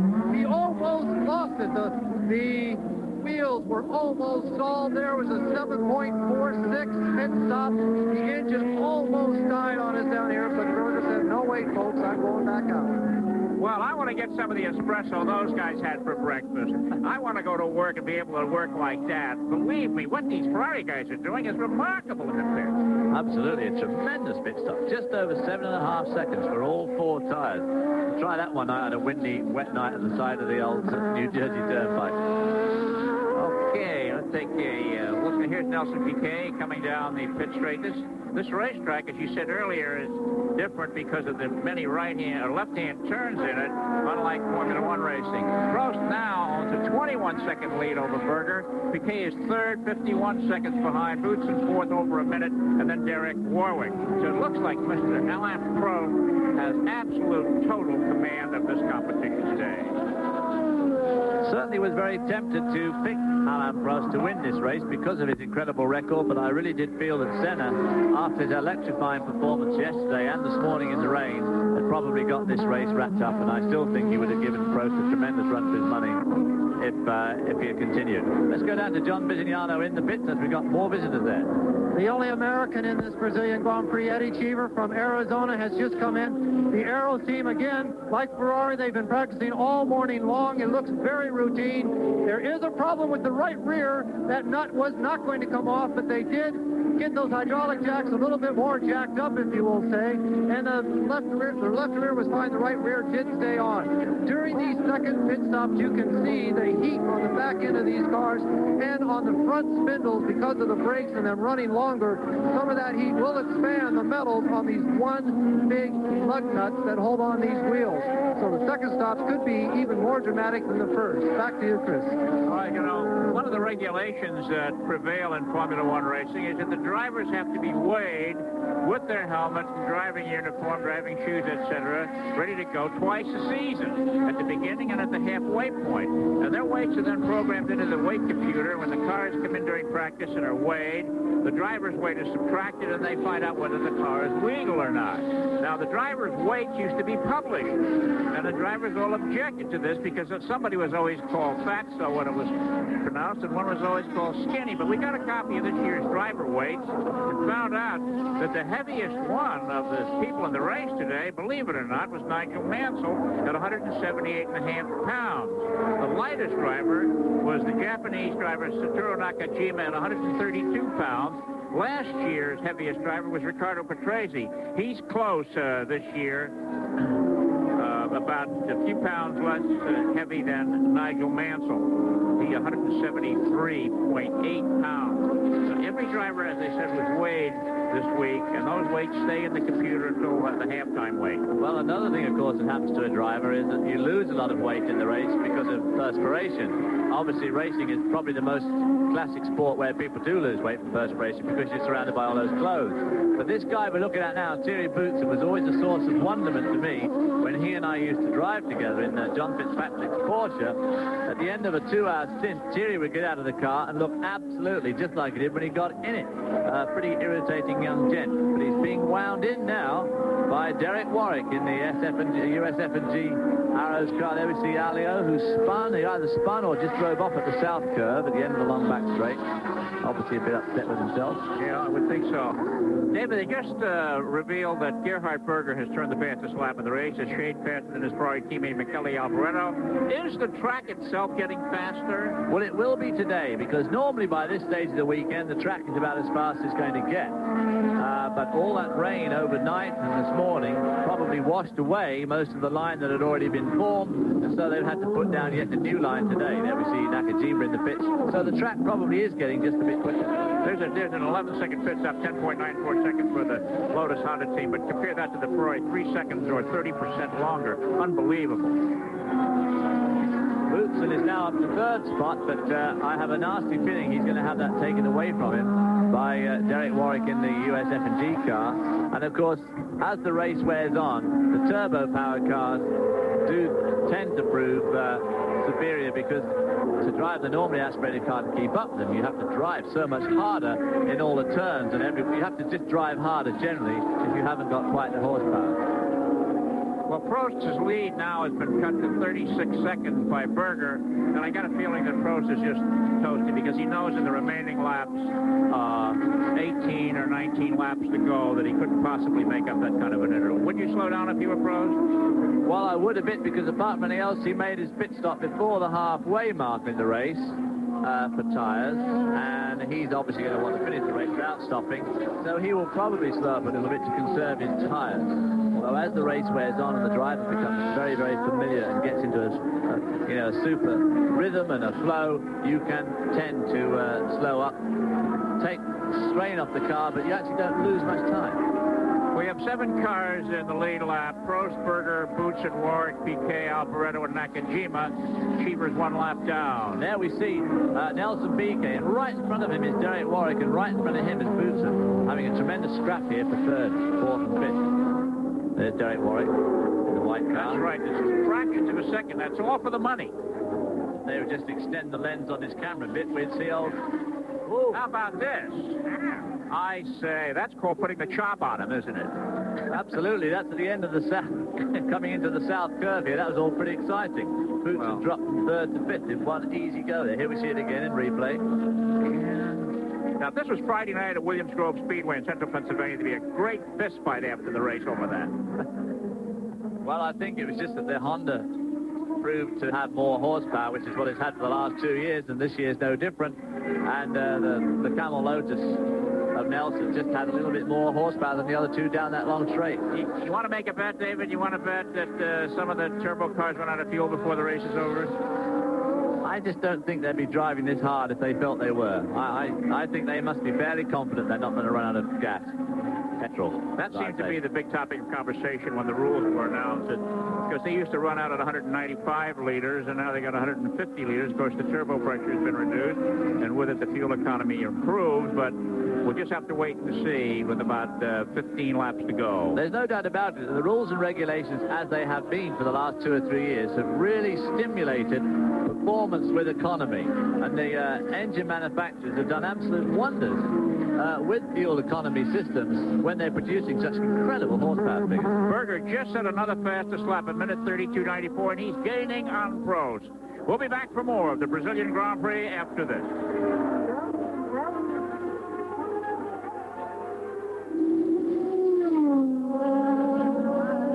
7 laps complete of the 1988 opening Grand Prix here in Rio de Janeiro. Alain Prost holds a 24-second lead over Gerhard Berger, with Nelson Piquet third, and Derek Warwick fourth, Terry Boutsen fifth, and Michele Alboreto sixth. Tomorrow evening at 8 p.m. Eastern Daylight Time, ESPN presents NCAA College Baseball, a Pac-10 interstate rivalry, Arizona versus Arizona State. Arizona was a surprise in the '87 College World Series, and they're going up against the Sun Devils, led by catcher Tim Speyer, who batted .328 last season. It'll be worth it just to see him pound the daylights out of the ball. So join us tomorrow night, 8 p.m. Eastern Daylight Time, for NCAA College Baseball, Arizona versus Arizona State. Well, there we see the current leader, Alain Prost. We just had a graphic there which showed that he only had a 20-second lead over Gerhard Berger, but we're also getting other information from inside sources that show he's 24 seconds behind. So just to make sure, I'll put a stopwatch on and find out what it is. It is, in that fact, 20 seconds. Well, that's what the watches are for, David. The announce position here has a computer that gives us the standings every lap and the interval. It's supplied by Longines and Olivetti, and is really a remarkable device for keeping track of a motorsports competition. It's very helpful. Only if it's right, though. Yes, well, apparently it is right. Berger seems to be making a bit of ground on Alain Prost, but of course Berger has got a lot newer tires than Alain Prost, and the thing is, oh, there we see Jonathan Palmer in the Tyrrell. That's the only one in the race. Julian Bailey, the newcomer, would fail to qualify. Jonathan Palmer, of course, our current normally aspirated world champion, won the Jim Clark Trophy in 1987 for the normally aspirated world championship, but I don't think, the way their car's been going here, that he's going to win it this year. For those who follow the sport, 31 cars came here. Only 30 are allowed to attempt to qualify, and Alec Caffey was eliminated after Friday morning's practice. And during the qualifying rounds, Julian Bailey, Jonathan Palmer's teammate, failed to make the race, as did Piercarlo Ginzani of Italy in one of the Zach Speeds, and his Zach Speed teammate, Bernd Schneider of West Germany, who's never been in a Formula One, couldn't qualify fast enough either. And the other driver to miss the race was Nicola Larini of Italy in the Osella. 26 cars took the flag, as we said, 16 normally aspirated, 8 turbos, most of which are still out there running well. Well, our friend Thierry Boutsen, who we saw earlier on running in 5th spot, had just been taken by Alboreto in the Ferrari. So we've now got a fully turbocharged top 5, and there we see it there. Derek Warwick running particularly well in the USF&G car. Well, I don't know what you watched, said, but Berger's 18 seconds behind Prost. He's catching up, and the thing is that with only just over 10 laps to go, 12 laps to go, we just don't know what's going on in the little Frenchman's mind. But you can be rest assured that he has the problem under control. We do know what's going on in the Austrian's mind, though. Yes, I will have you yet. Well, it's interesting that we're in the dark as to the number of laps because the race has stopped. The regulations are so complex. It was supposed to be 61 laps. We know it's not going to be that long because of the stop. But we'll be back for more after this.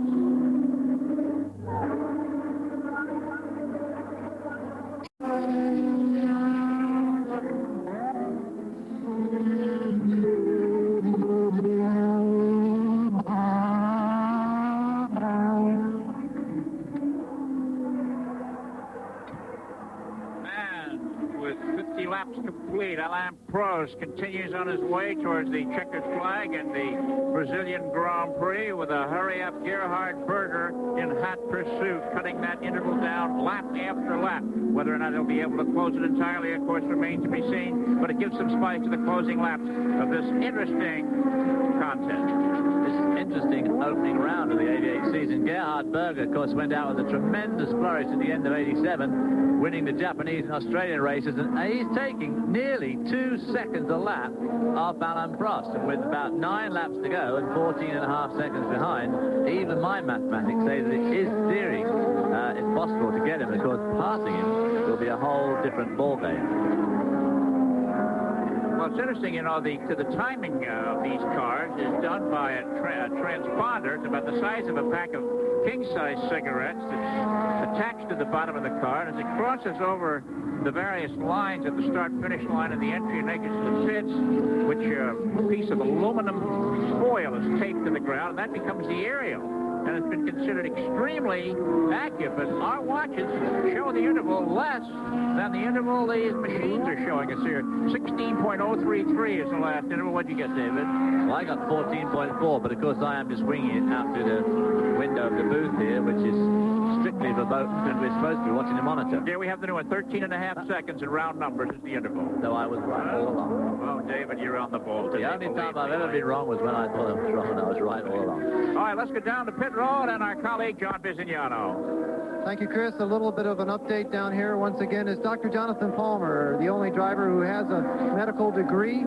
He is out of the Brazilian Grand Prix. His Tyrrell car was actually pushed to his stopping position in the pit lane with a gearbox problem. We have been circulating as close as we can to the eagle nest of McLaren. They have been watching the fuel monitoring systems very, very closely. They are concerned about Mr. Prost's fuel reserves to finish this Grand Prix. We believe that he is slowing on purpose. We'll let Berger draw up within 4 to 5, possibly 6 seconds, and then keep that distance. We cannot get any comment out of McLaren management for obvious reasons, but we'll try and watch the situation very closely. Chris? Well, that's really interesting. As they said, when the rules were announced some months ago, that was the original talk that the turbos would never make it. But we're going to find out here in a matter of 9 or 10 laps or so. And it would be tough on Alain Prost and the McLaren men to see him close to the stop out of fuel were that the case. But that's racing. You build the rules, and you got to live by them and race by them. Well, as you can see, Gerhard Berger is closing the gap at a tremendously fast rate. And if Alain Prost is going to put a stop to it, I would have thought 10 seconds was about right. You don't want to let them get too close, because all you need is a bit of a bad block in traffic, and they're all over you like a cheap suit. And he is letting him get awfully close. 10 seconds is not much, especially there's still 10 laps to go. 10 in theory, but it may only be 9. Depends if they count that second pace lap. I think it's more like 8 laps left, David, but Berger is really hustling. He holds the fastest lap at 1:32.9. And out the window on the eyeball Timex watch of D. Hobbs, he's only 9.4 seconds behind. It could be that Prost is judging this to a fine line. I certainly wouldn't want to say that he's not. I mean, Alain Prost is probably the most astute, the cleverest, and certainly the fastest one. Certainly not quite the fastest now, I think Senna is, but he's certainly the cleverest Grand Prix driver out there. And Alboreto is only 7 seconds behind Derek Warwick for a position in the points as well. At this stage, of course, it's nice to get as many points as you can early on in the year. Senna, no doubt, will be very distressed. He didn't score any points today, as will a number of the other runners out there. Very disappointing. Gugelmin and, of course, Ivan Capelli, who might have won the normally aspirated. There we see Berger coming up to lap Thierry Boutsen, who's now gone a lap down to Alain Prost just a few minutes ago, and is about to be put a lap down also by Berger. And Berger has now cut the interval to less than 10 seconds. Now, this is the sort of thing where Boutsen could easily just hold him up just a little bit, going through this twisty section of the track here. He won't be holding him up much because Boutsen's been one of the quicker drivers here today, but just a little bit. Well, Berger just has to turn up the boost on that Ferrari, and here he's doing precisely that. Look at how fast he went by him. That's on that long back straight. So it doesn't look as if Berger's having any sort of a fuel problem.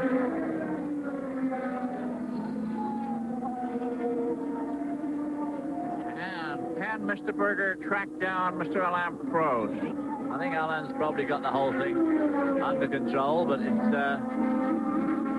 yeah, he's pulled out a little bit now. He's back up to 10.5 seconds. So he has pulled out about a second on that last lap to Gerhard Berger. And of course, if Berger sees that he'll be getting gaps from his pit crew over the wall, and there's nothing more discouraging when you're making up time on a guy, you keep on seeing it come down, and suddenly it starts to go up again, and he's tensed up the fight out of you a little bit. It's obvious that Gerhard Berger is not an Austrian who likes his native country's favorite export Schlager, whipped cream on the coffee. He's a tall, gangly kid.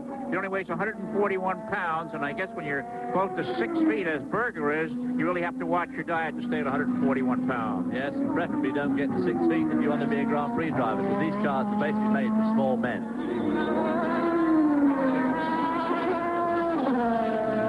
Now, the points show that Prost, Berger, Piquet, Warwick, Alboreto, and Boutsen are in the points. The World Championship is determined by a series of 16 Grand Prix races, the winner of which gets 9 points, the second place driver 6, the third place driver 4, and then 3, 2, and 1. And Andrea de Cesaris out on the course coasts his Real to a stop with mechanical problems off the side of the road on the grass as another car bites the dust here.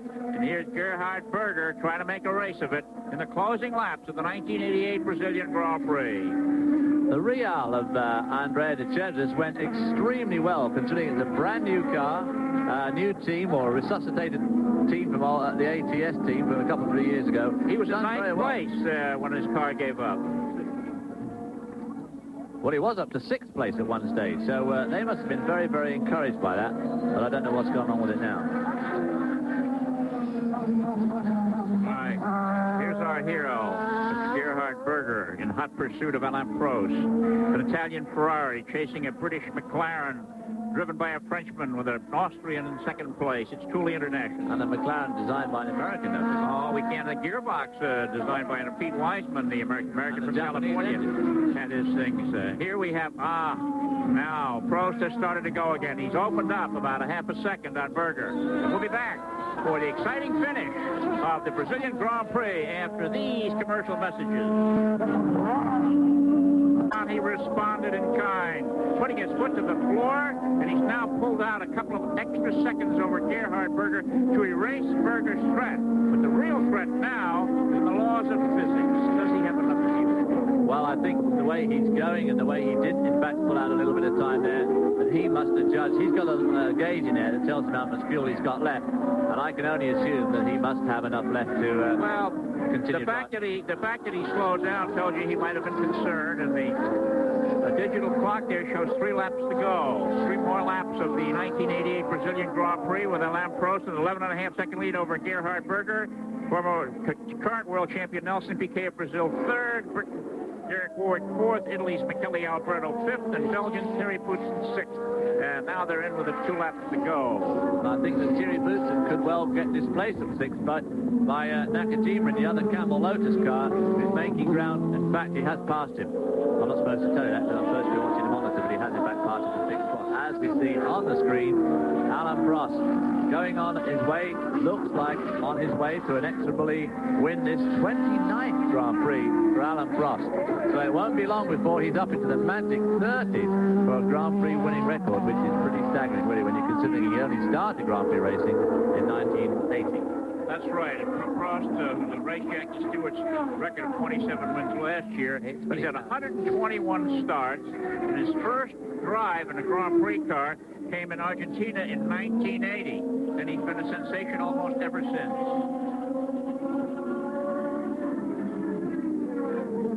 And there he is at speed. And another thing that we can't see, but we feel we ought to tell you about, is that Michele Alboreto is catching up with Derek Warwick. Derek Warwick holding down a good, solid 4th spot, has been for some time. Unless he really extracts the old digit, he could be displaced from that 4th spot before the air this race is won. As they came by, there was about a 100-yard interval between the 2 cars. We're told on our monitor here that there should be 4 laps to go, but in fact, I think they're starting the last lap now. And right, Alain Prost has gone over the start-finish line to start. the final lap of the 1988 Brazilian Grand Prix. And there's the sun. And here he is. Let's follow him around on the Curva Pache, named after Carlos Pache, the famous Brazilian driver who won the Brazilian Grand Prix, only to lose his life in an airplane crash. And here, Prost, touching the outside rail.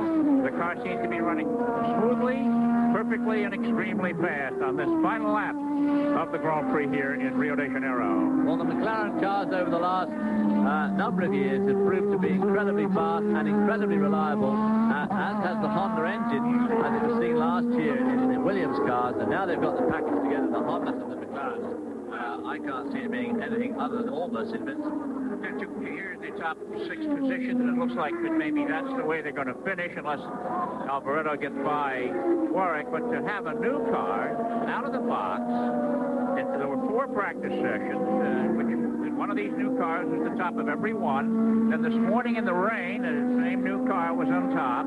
That was Ayrton Senna. We have to go out. And to have a new design with a new engine combination, it's remarkable.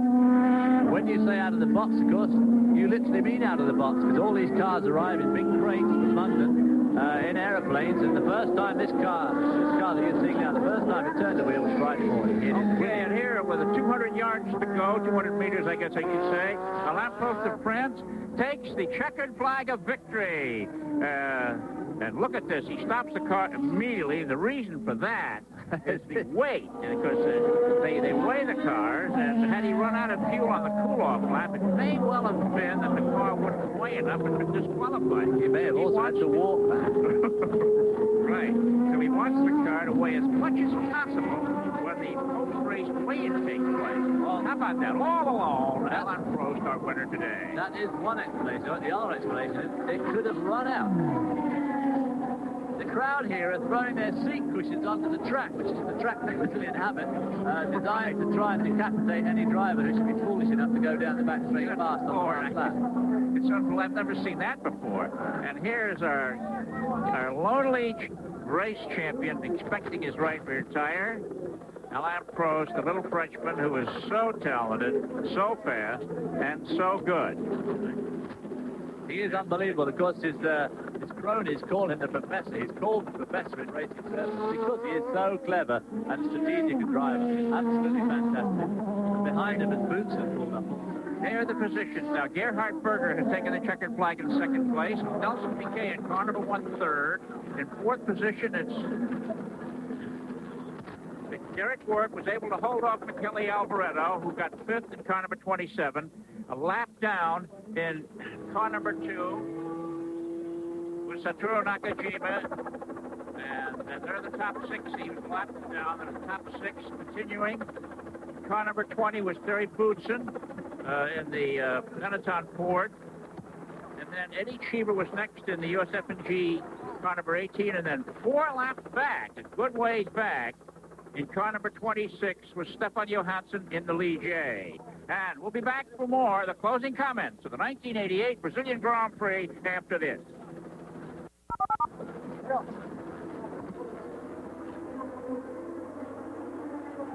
Behind, as you can see, all the excitement going on there down around the track. What do you think of it, David? Well, I thought it was a pretty good race. The normally aspirated cars looked like they were going to run extremely strongly to start with. Nigel Mansell hanging right in there with 3rd, and of course Thierry Boutsen putting on a great display. But the turbo power ultimately told. Now, everybody thought that here at Rio that the turbo cars would still reign supreme, and they certainly proved it. And Imola, I think, our next stop in a month's time, I think will be the same. But when we come to the shorter tracks, Monte Carlo, Detroit, and some of the tighter tracks, the normally aspirated, as the season wears on, are obviously going to become stronger and stronger and much more of a factor. Well, Prost goes to San Marino on May 1st with the 9 points towards another world championship.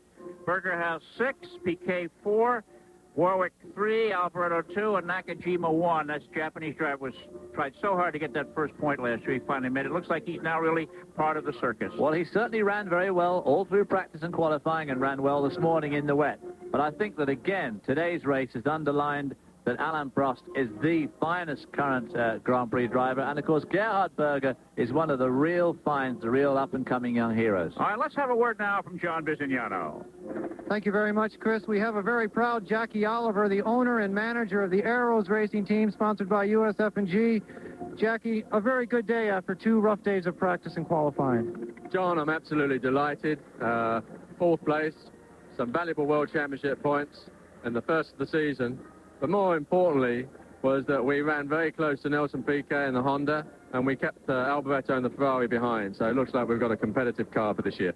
Now, you were having trouble with the pop-off valve. I actually saw you taking the rule book onto the grid. What's the situation there? Well, the pop-off valve has been giving us a lot of difficulties. I think we can solve the problem with the help of the Feeser. We just got the valve very late, only 3 weeks ago, and we've got to do a bit more testing with it to get more power out of the engine. I'm sure we can do that with their assistance. So that means when we go to the next race, we'll have even more power to play with, which should mean we can run up there with the front. You were 4th fastest in San Marino testing. You must be looking forward to that event. Yeah, that looks good for us, doesn't it? Thank you very much, Jackie. Chris, back to you. And to the stirring strains of the Marseillaise, Alain Prost stands tall on the victory podium, flanked by Gerhard Berger and Nelson Piquet. Alain Prost stands tall. That's a bit of a contradiction in terms, I think. Well, he stands taller now after winning the race than he stood this morning before he started, David. McLaren has 9 points, Ferrari 8, Lotus 5, and Arrows 3, in the all-important Constructors' Battle, an important championship for the people who handcraft these cars. And we'll be back after this.